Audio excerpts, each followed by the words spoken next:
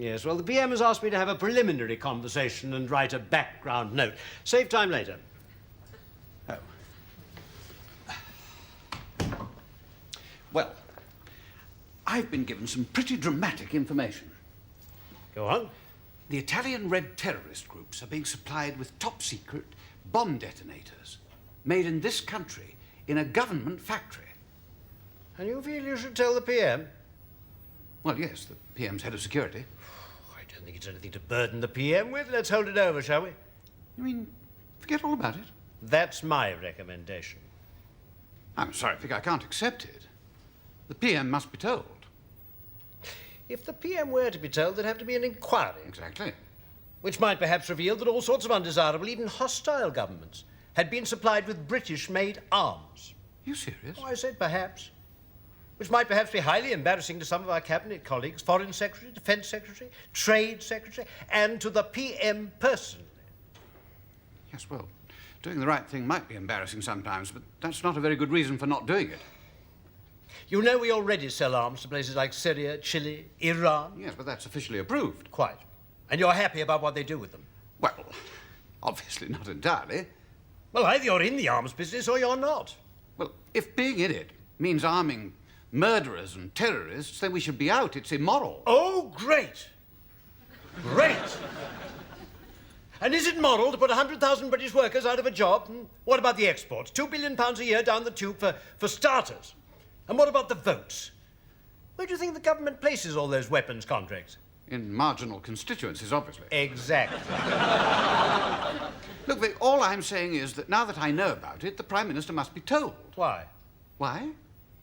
Just because you've caught something nasty, why do you have to wander about breathing over it?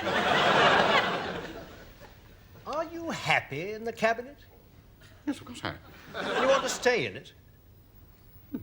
Well, then. I'm sorry, Vic, but there is such a thing as duty. There are times when one must do what one's conscience tells one. Oh, for God's sake. Must you go round flashing your petty, private, individual little conscience? Don't you think anybody else has got one?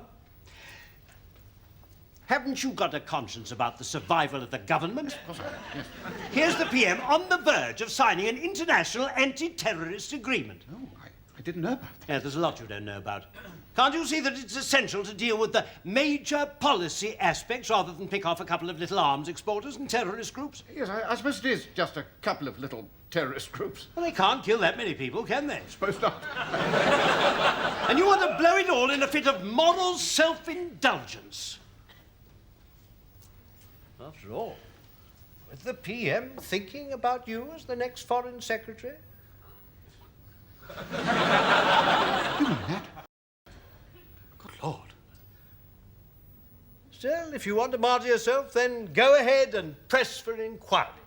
Feel free to jeopardize everything we've all fought for and worked for together all these years. No, of course. Well, obviously, I mean, it's appalling if Italian terrorists are getting hold of British weapons.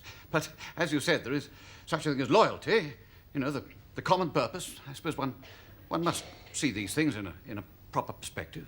Of course, with the Ministry of Defence or the Board of Trade. Oh, well, absolutely. Ministry of Defence problem, Board of Trade problem, Foreign Office problem. See that now? So we can hold it over for the time being, can we? Don't want to upset and embarrass the PM, do we? Absolutely not. Definitely not. No. Sorry I mentioned it. Good man.